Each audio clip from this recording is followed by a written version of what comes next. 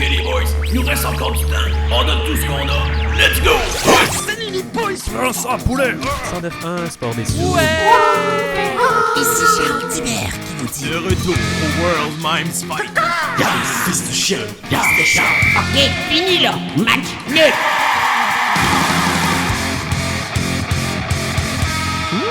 What's up les nuls et bienvenue au Match Nul, le meilleur balado sportif que personne n'écoute. Je sais que vous le savez, mais Match Nul a passé le cap des 100 épisodes et j'avais prévu une chronique spéciale pour fêter ça pour le 100e épisode, mais vu que Francis et Ben se sont joints à moi et je l'ai reporté cette chronique-là et ça fitait pas tant avec la thématique Halloween, donc on va la faire ici dans l'épisode 102. J'avais envie de vous faire un spotlight sportif sur une ville, hein? Ça veut dire de vous présenter les équipes, les événements sportifs, les nouvelles de sport du moment, les gros sujets de discussion, les rumeurs de déménagement ayant lieu dans cette ville. Question que vous, amateurs de sport, ayez toutes les informations pour votre prochain voyage sportif, hein? Ou juste pour en apprendre plus sur cette ville-là précisément. Mais comment choisir la ville, hein? J'ai décidé d'au lieu de choisir une ville et de montrer que notre podcast est transparent, on va en piger une parmi 100 villes. Et ben, je suis jeune, hein, donc paresseux et tout le temps sur mon sel, hein. Donc j'ai demandé à ChatGPT de me sortir une liste des 100 plus grandes villes sportives dans le monde entier. Il était un peu paresseux lui aussi, hein, parce qu'à la fin, il m'a genre donné 3 fois Rio de Janeiro et Buenos Aires, puis d'autres niaiseries de même. Fait que je l'ai ramené à l'ordre. Il m'a sorti des villes dans les Antilles, par rapport, mais bref, après un peu de patentage, on a nos 100 villes que j'ai rentrées dans une roulette qui tourne sur l'Internet. OK? Et ça va des États-Unis à l'Asie, à l'Europe, les Antilles et même, évidemment, la Mongolie, parce que c'est ça, hein? Sans plus attendre, je vais faire tourner la roue live, hein? On va voir qu'est-ce que ça va donner. Alors, ça tourne vite pas mal. Et...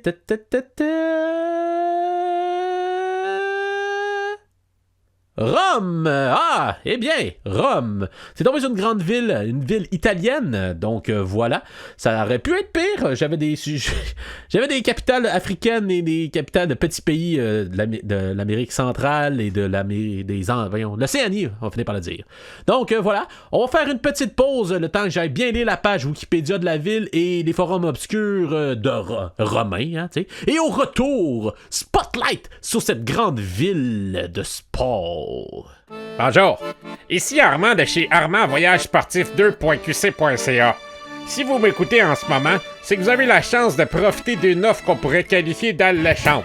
Notre voyage du moment de pas manquer, Rome. L'opportunité d'une vie où vous pourrez voir des joutes sportives dans des arènes vétustes dans notre minibus conduit par notre cher Pietro. Un séjour 5 étoiles dans 5 hôtels 1 étoile. Laissez-nous le soin de vous envoyer promener en toute quiétude. Pour accéder à cette offre incroyable, il vous suffit de scanner le code QR que je tiens dans mes mains. Attends un peu. Armand Voyage Sportif 2.qc.ca.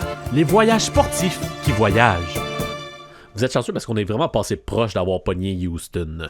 Donc, Rome, la ville éternelle avec les Louvres aux mamelles. Hein? On connaît la ville pour son histoire, son architecture et tous les stéréotypes italiens tels qu'un homme qui crie en secouant sa main avec des doigts collés en l'air en mangeant une lasagne sur une Vespa. Mais au final, la ville n'est pas tant reconnue pour son côté sportif. Et comme le hasard a voulu qu'on vous la présente, ça va nous permettre d'en apprendre un peu plus sur le Rome sportif. Et ça date pas d'hier, le sport à Rome, ce qui est un peu évident puisque la ville est vieille de 2776 ans. Oui, il y a quelqu'un en quelque part qui a décidé « Ouais, ça a été fondé en 753 avant Jésus-Christ, cette place-là. » Alors, dans l'Antiquité à Rome, tout se passe au Circus Maximus, une genre de grosse piste de course pour chevaux, comme un hippodrome. Ben, dans le fond, c'est pas mal un hippodrome en tant que tel. Anyway, en ces lieux se pratiquent des courses de chars, les chars romains tirés par des chevaux. Pas sûr dans notre slang, hein, mais je me doute que vous aviez capté la nuance. Hein. Je dis ça juste au cas que ce soit l'épisode où ma grand-mère écoute mon podcast. Hein. Faut pas la mêler, la pauvre, déjà que l'Internet, c'est ça. Hein. Puis les Romains ont fait ce qu'ils savent le mieux faire, c'est-à-dire voler aux Grecs. Hein. Eux autres sont vraiment nés pour un petit feta. Rome a évidemment emprunté leurs minables Jeux olympiques pour en faire quelque chose de plus grandiose, soit les Jeux apollinaires. La même Moses d'affaires, mais romain, donc plus classe. Des courses équestres, des courses de chars, de l'athlétisme, de la boxe, des représentations théâtrales, des combats d'animaux et de gladiateurs. Oh, des gladiateurs! Fait que tuer du monde, c'est un sport, hein? Ça aurait été un bon sujet à penser il y a 100 épisodes lorsqu'on se questionnait sur la définition d'un sport. Mais qu'est-ce qui est le fun avec les gladiateurs, c'est que c'est comme un sport spectacle, comme la lutte de la WWE de nos jours, sauf que ça se peut que tu meurs à la fin. Et tout ça avait lieu dans le fameux Colisée. Et non, je ne ferai pas une blague par rapport à Québec, puisque j'en fais déjà une un peu plus tard. C'est pas mal les courses de chars et les gladiateurs qui vont mettre leur empreinte sportive sur Rome. Mais comme d'habitude, la religion va venir gâcher le fun et on va fermer les écoles de gladiateurs en l'an 399 après Jésus-Christ, suivi de l'interdiction des combats par l'empereur Honorius en 404. Et non, ce n'est pas une erreur, c'est arrivé en 404. La dernière course de chars au Circus Maximus aura lieu en 549 avant de laisser l'hippodrome à l'abandon et en ruine, comme la candidature différée d'expansion des Nordiques de Québec. Bon, le passé lointain s'est réglé, fait what up aujourd'hui? Évidemment, comme la Grèce, la civilisation romaine a piqué v'là maintenant 2000 ans, n'a pas été la figure de phare dans le monde du sport, mais elle a suivi la parade quand même. Même si les grands jeux apollinaires n'ont pas survécu jusqu'au temps moderne, notre boy Pierre de Coubertin a ramené les Jeux olympiques et Rome veut aussi faire partie de ce party-là. Et après Athènes, Paris et Saint-Louis aux États-Unis, avec son fameux marathon, c'est au tour de la ville éternelle de recevoir le monde sportif en 1908. Le gouvernement italien et sa capitale commencent à mettre des sous de côté pour surpayer ces jeux, mais v'là-tu pas que le Vésuve explose et il y a plein de dommages, donc il faut reconstruire. Ce sera partie remise, les jeux auront lieu à Londres pour cette année-là. En 1924? Non, ça retourne à Paris. 1936 alors? Nope, ça s'en va en Allemagne qui, plot twist, deviendra nazi entre son élection pour ces jeux et ces jeux. 1944 avec le fasciste Mussolini. Ça se donnera pas vu que la Seconde Guerre mondiale et qu'on a aussi pas voté pour la ville. 1960, oui, enfin! Ils ont tenté en vain d'avoir les Jeux en 2004-2020, mais revenons aux Jeux de 1960, les premiers Jeux olympiques en terre italienne. C'est à ces Jeux que le monde fut introduit à le boxeur américain Cassius Clay, connu sous le nom de Mohamed Ali de nos jours. C'est pas mal le seul fait saillant de ce sportif de ce jeu, à part qu'il faisait chaud puis qu'un cycliste danois, Knut Jensen, est mort d'une overdose d'amphétamine. Le premier d'ailleurs à avoir été découvert dopé. Mais ça, j'en ai déjà parlé, ou on va peut-être en reparler. Anyway. Mais c'est surtout le leg au niveau des infrastructures que l'on retiendra des jeux. Plus précisément, le centre sportif Foro Italico. Bon, il ne s'appelait pas comme ça au début évidemment, puisqu'il a été construit durant le règne du fasciste Benito Mussolini dans le but d'avoir les Jeux de 1944, donc c'était le Foro Mussolini. Le plan était de construire les plus meilleures infrastructures au monde pour montrer à quel point on était le plus meilleur pays au monde, comme à tous les jeux. Mais je viens de vous le dire, le plan n'a pas marché, mais on retrouve tout de même en ces lieux un stade olympique de 73 000 places, un autre stade de 5 000 places, un stade nautique, des courts de tennis sur terre battue, des terrains de basketball, des pistes de course et d'athlétisme, des salles d'escrime et un gymnase. Et nous voilà enfin arrivés à la partie intéressante, ou plutôt sportive, de notre Tour de Rome, soit ses équipes sportives. On commence évidemment avec le foot, le sport le plus populaire en ville. Oh d'ailleurs, faites pas le saut, les Italiens n'appellent pas le soccer foot, mais calcio, parce que c'est ça. Ça veut dire coup de pied en italien, ça a l'air. Rome a d'ailleurs accueilli 2 finales de Coupe du Monde ainsi que 2 finales de l'Euro où les Romains ont pu voir leur équipe nationale remporter l'Euro en 1968 ainsi que le Mondial en 1934. Bon, finalement, Mussolini aura eu son gros événement sportif. Il arrive toujours à avoir ce qu'ils veulent, ces fascistes. Donc, dans la ville, on retrouve pas un, mais 2 clubs pro jouant dans la Serie A. L'Associazione Sportiva Roma, l'AS Roma pour les intimes, et la Società Sportiva Lazio, soit le SS Lazio. Et comme on aime ça nommer des affaires pour nous les humains, leur rivalité porte un beau petit nom, le Derby de Rome, ou le Derby del Colpolone, qui veut probablement dire quelque chose en italien. Le SS Lazio, fondé en 1900, et l'AS Roma, fondée en 1927, joue tous leurs matchs dans le fameux stade olympique où ils se partagent le loyer. Bon, il y a d'autres équipes de foot dans des ligues inférieures, donc sans importance. On va aller voir d'autres sports dans ce cas-là. On a quelques clubs de cricket comme le SS Lazio Cricket. Ouais, ils aiment diversifier leurs affaires en Europe, on se rappelle. Le Roma Capanel Cricket Club, ainsi que le Rome Bangladesh Cricket Club. Ouais, aucune idée pourquoi je vous parle de celui-ci, à part pour vous dire que le surnom du club, c'est le Rom Bangla. Pis ça, c'est drôle. Niveau floorball, hein, un sport typiquement européen qui est comme du hockey cosum, mais non, il y a le Viking Roma FC et le Rom South Star FC. Faites-vous pas trop d'idées là, par contre, hein, ça joue dans un gymnase devant une centaine de personnes. Hein. Il y a aussi une équipe de cross, hein, la Roma Leones, les Lions. Une équipe de softball, la Roma Softball Fast Pitch, nom de merde en passant. Et beaucoup trop d'équipes de football américain, genre il y en a 5, what the fuck, hein. Il y a les Gladiatore de Roma, Marine Lazio, les Grizzly Roma, la Legio XXII Roma, et les Barbaries Roma Nord. Et quand tu mets un des points cardinaux dans ton nom d'équipe, tu sais que tu as affaire à des toughs. Bon là, je sais que la question vous vous demandez, est-ce qu'il y a du hockey à Rome? Oui, il y a 3 clubs sur gazon, mais il y en a un sur glace. Yes! Le ASHC Roma. Beaucoup trop de lettres pour une équipe obscure, parce qu'il a fallu que j'enquête pas mal pour en trouver. Hein. Il y a du hockey sur glace quand même en Italie, hein, surtout au nord dans les Alpes, mais c'est pas bien populaire le hockey sur glace chez les Italiens quand même. Genre, j'ai fait le tour des sites sportifs italiens, en italien d'ailleurs, et ça parle pas vraiment de hockey, même pas dans section Alteri-Sport, hein, autre sport pour les monolinguistes. Oh, et by the way, là, la Federazione Italiana d'Hockey a sous sa gouverne le hockey sur gazon, le hockey intérieur, le para-hockey, le floorball, le beach hockey et même la crosse, mais pas le hockey sur glace. C'est vous dire, hein? Mais il n'y a pas juste des sports d'équipe à Rome, hein? Il y a aussi des événements sportifs grandioses. Vous pourrez donc synchroniser votre futur voyage à Rome pour voir l'un de ceux-ci. Les internationaux d'Italie, hein? Un tournoi de tennis de la série Master 1000, l'Open d'Italie, un tournoi de golf. Il y a aussi eu la Riders Cup il y a quelques temps à Rome, en septembre dernier. Fait que là, il est un peu trop tard pour y aller. Il y a le fameux Giro d'Italie, hein, le Tour d'Italie, le deuxième tour de vélo le plus hip aux tendances du monde. Il passe par Rome selon les éditions. On a aussi le Golden Gala, hein, c'est l'une des plus grosses compétitions d'athlétisme au monde qui se donne rendez-vous au Stade olympique de Rome à chaque année.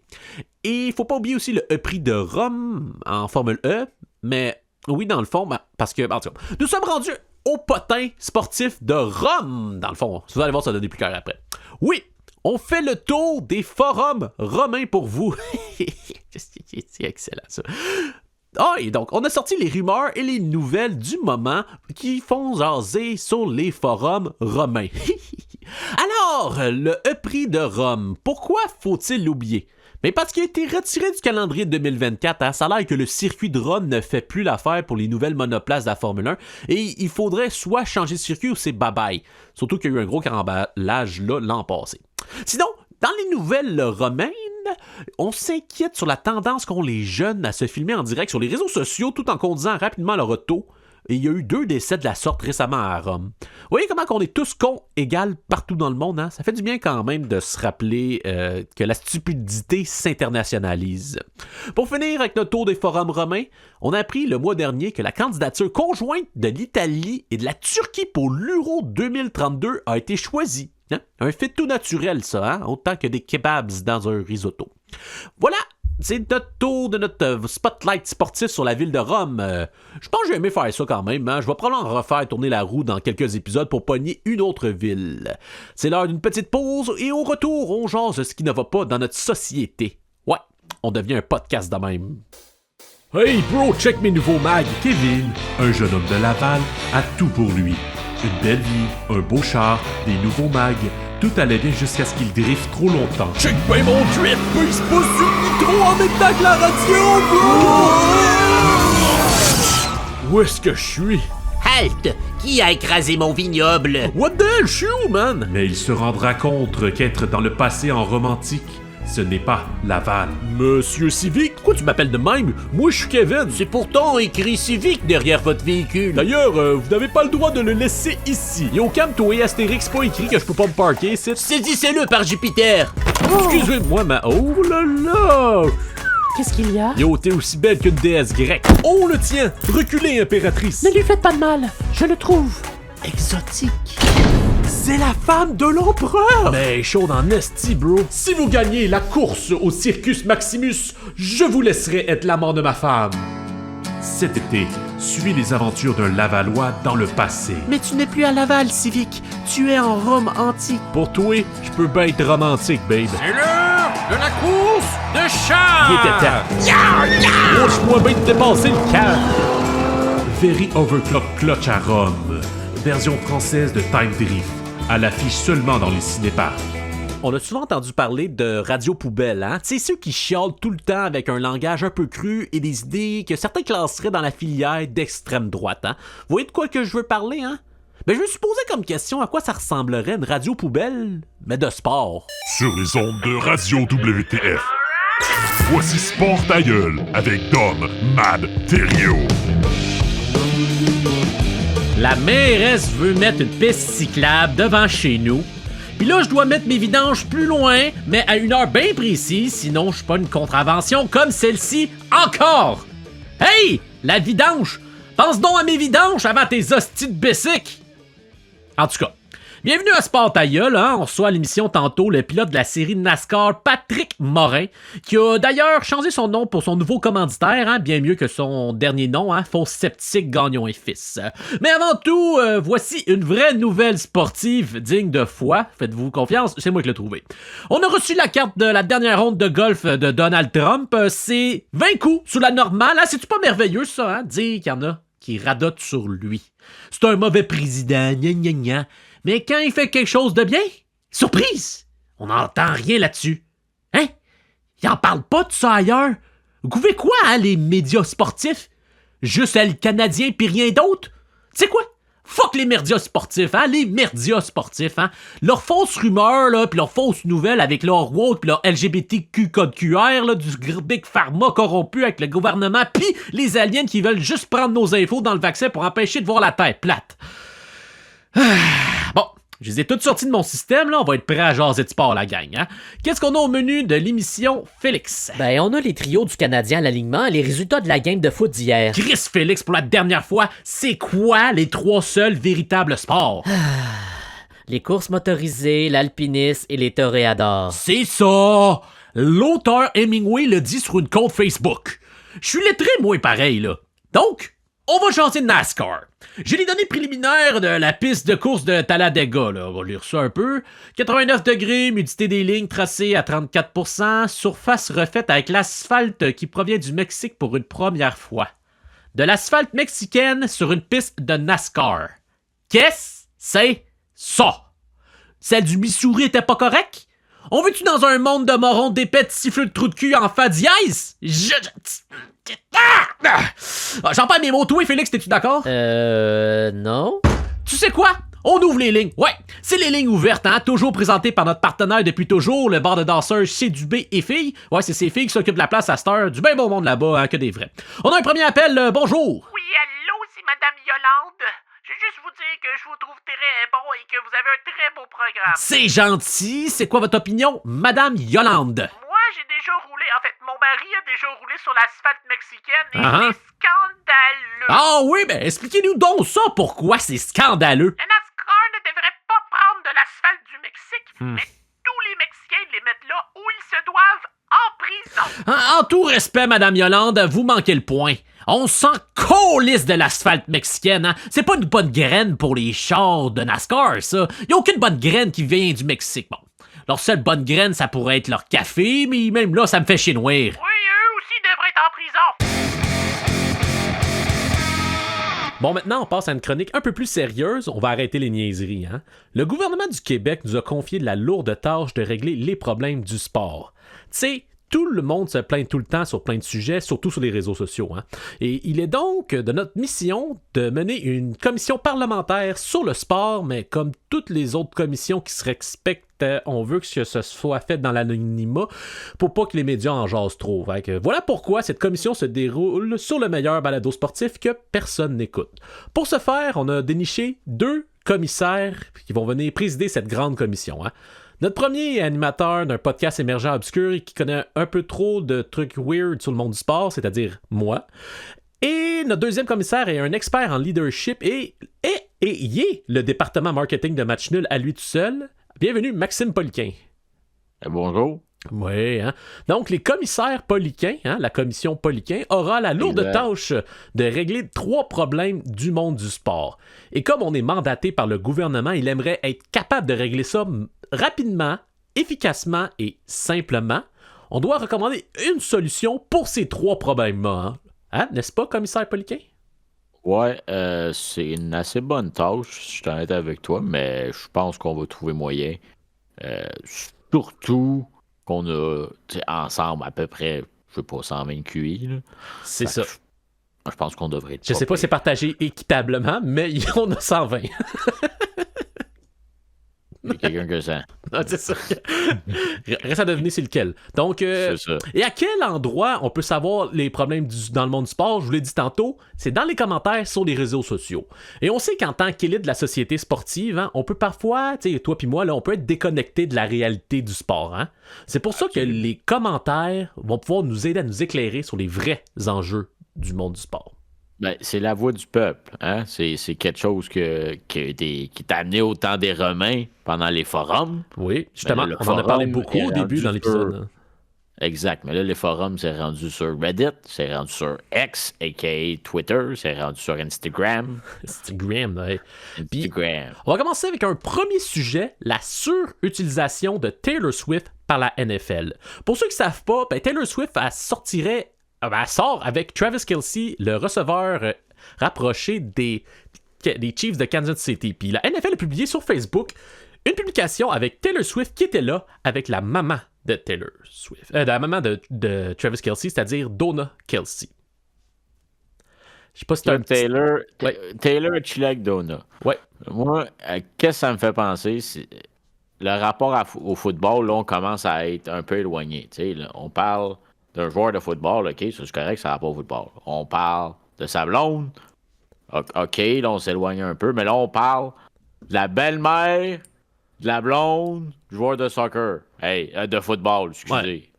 Ouais. À un moment donné. Ben regarde, Nikki, elle pense dans le même sens que toi. Et ici, j'allume le match pour regarder le match, pas qui sort avec qui. Mauvais type de télé-réalité. Restez fidèle au football, s'il vous plaît. Elle fait un bon point. Elle a un bon point quand même. Hein. Tu sais, je veux dire, est-ce qu'on veut voir vraiment toutes les vedettes ou tout le temps la même vedette? Sais-tu à quoi ça me rappelle? Oui.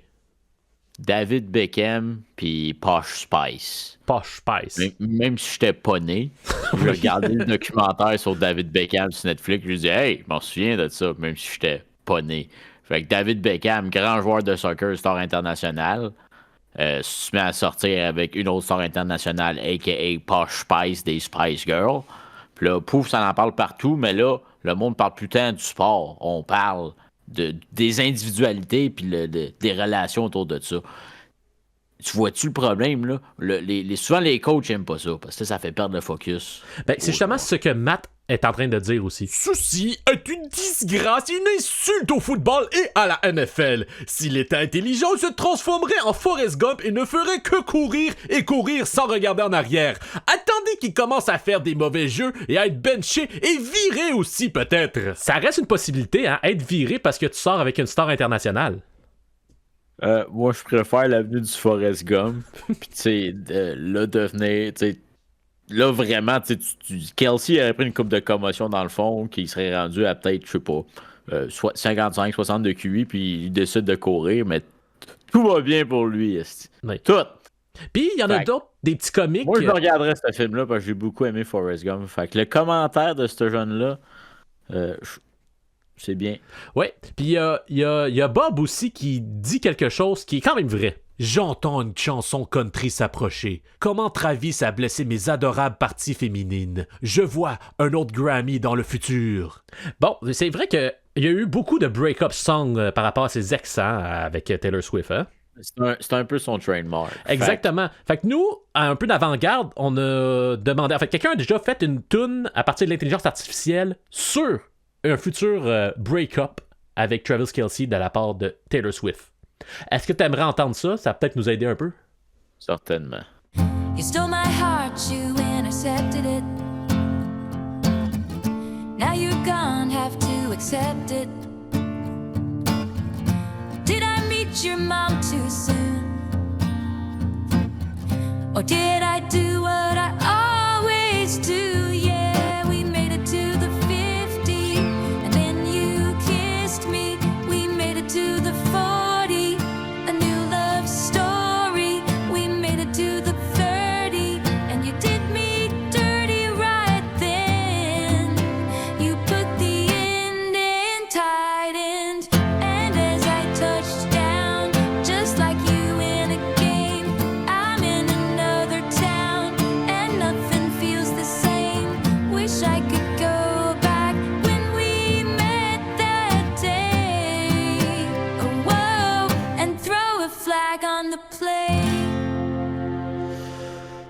Wow. Il faut dire que Bob a raison. Chart topper. C'est Ah. un chart topper. Hein? C'est solide.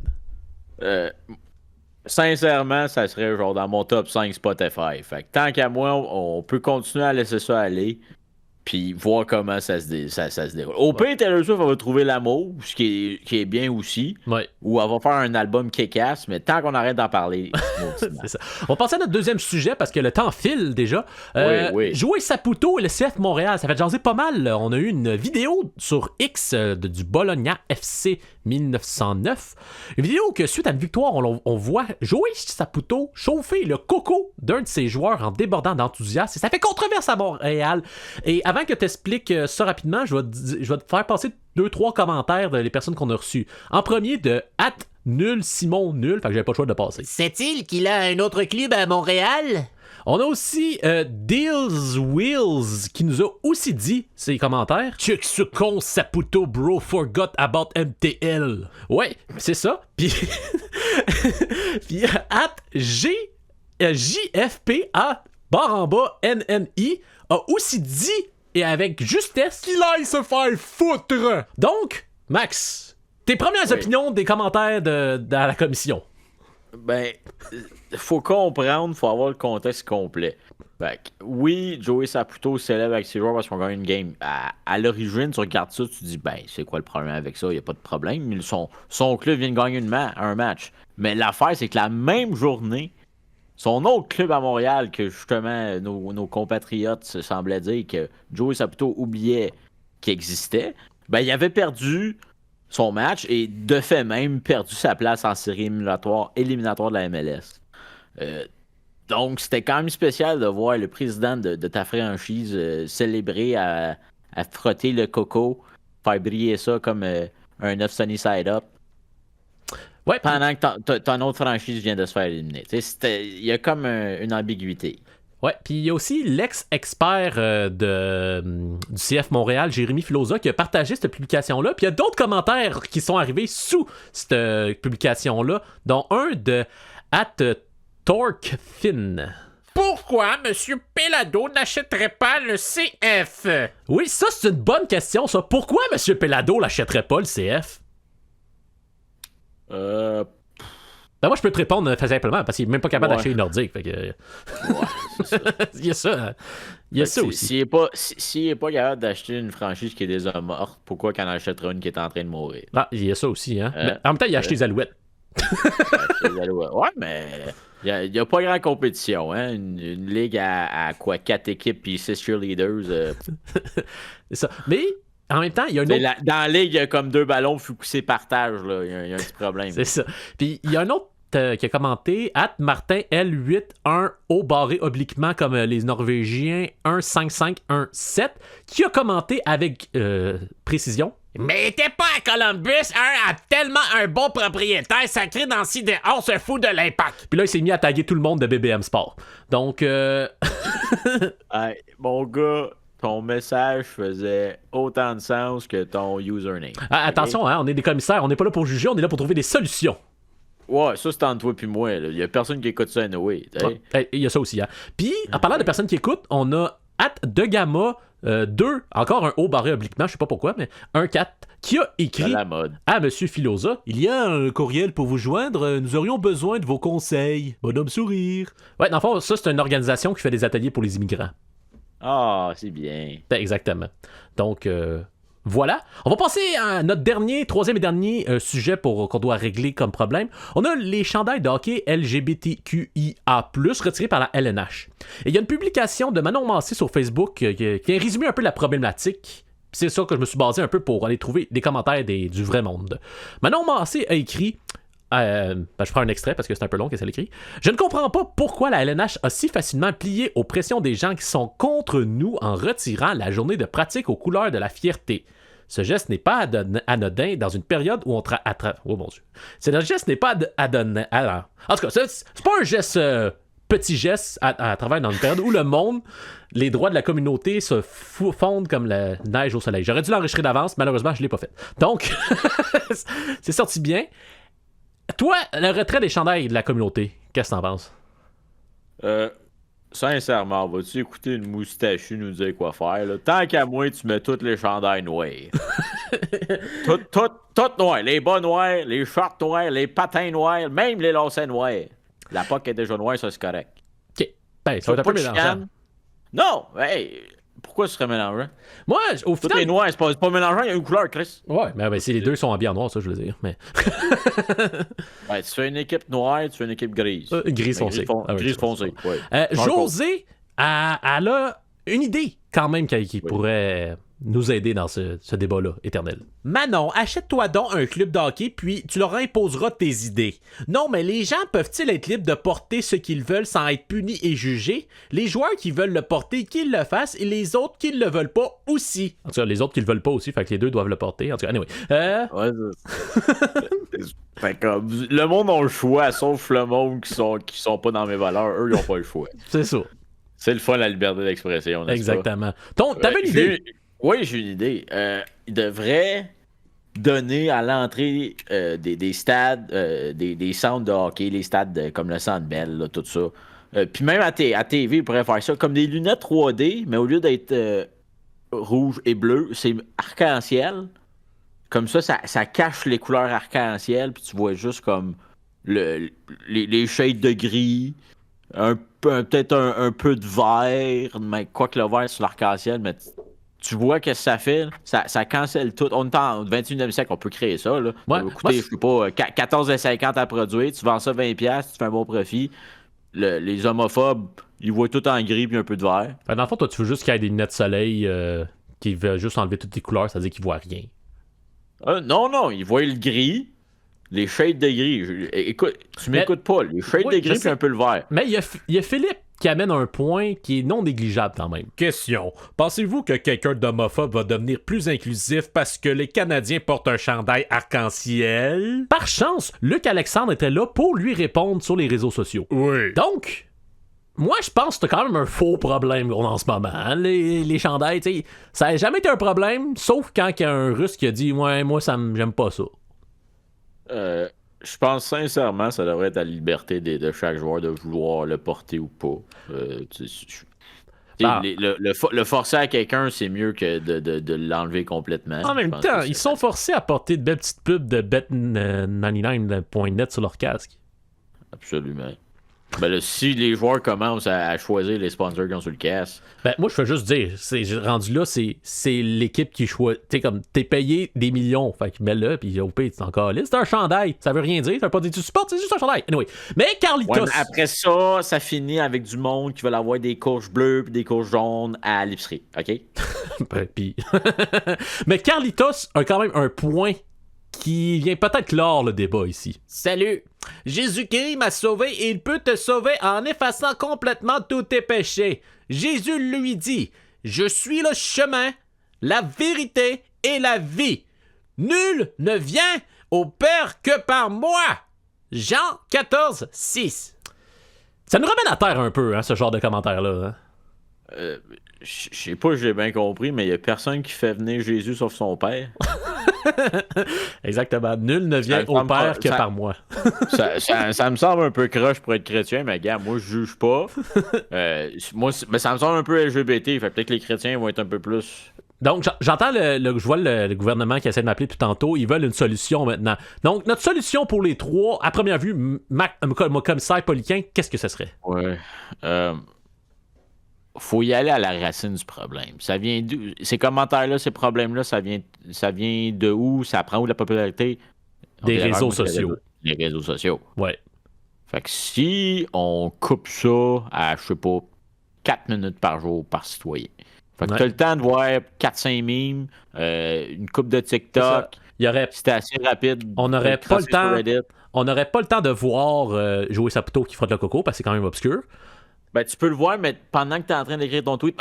Non, mais ça, je dis, on n'aura pas le temps de le voir parce que c'est trop obscur. Le CF Montréal, faut chercher longtemps pour le trouver.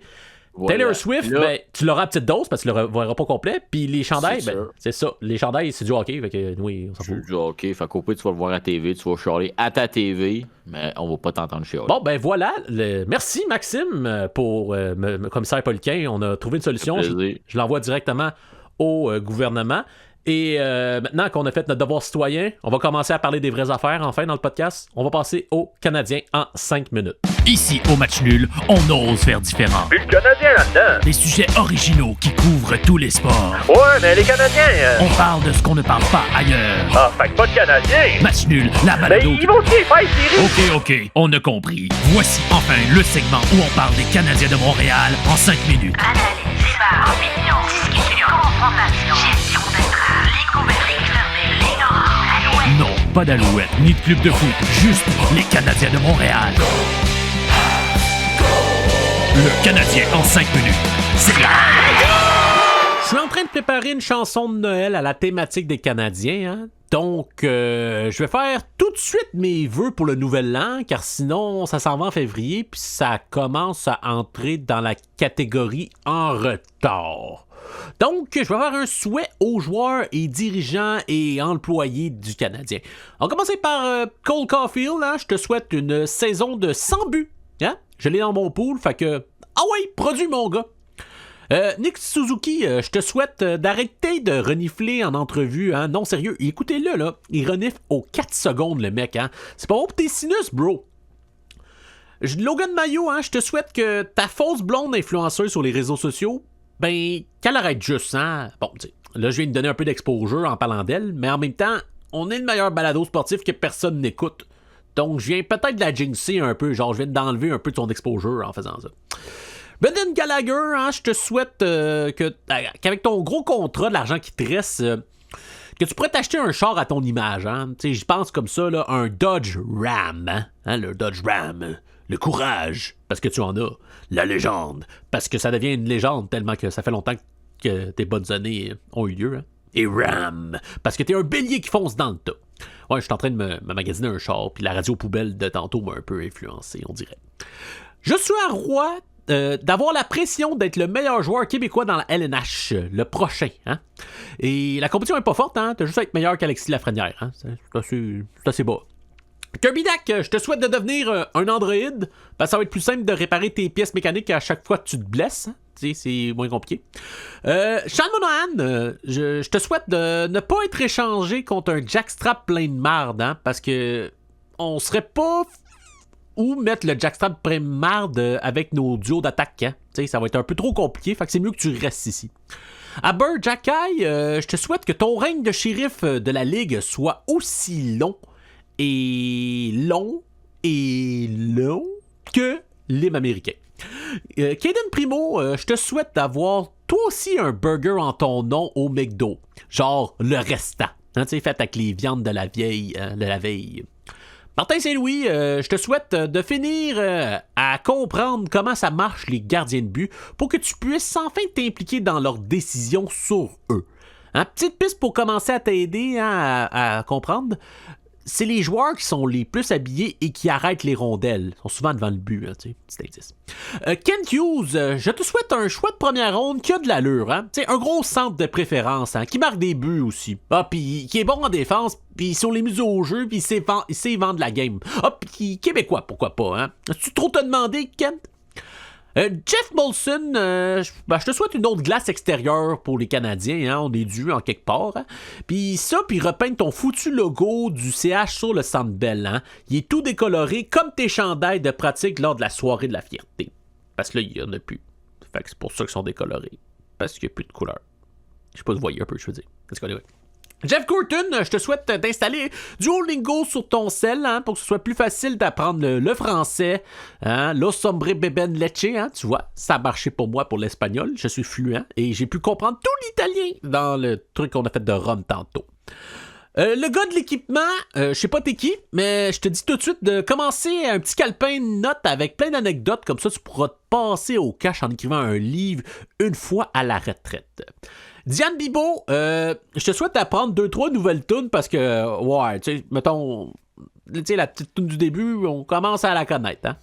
L'animateur de foule du Centre Bell, ben, je te souhaite, En fait, je sais pas de quoi je te souhaite. Fait que je vais passer au prochain. Au chauffeur de Zamboni, je te souhaite de rajouter une 3e Zamboni sur sa glace juste à un moment donné, juste pour fucker l'autre qui conduit avec toi. Et aux partisans de la section 314 rangée F, siège 7, bravo, tu as gagné un abonnement gratuit au podcast Match Nul. T'as juste à cliquer sur le bouton s'abonner. Ben oui, toi. Et sur ça, je vous souhaite bonne année, les Canadiens.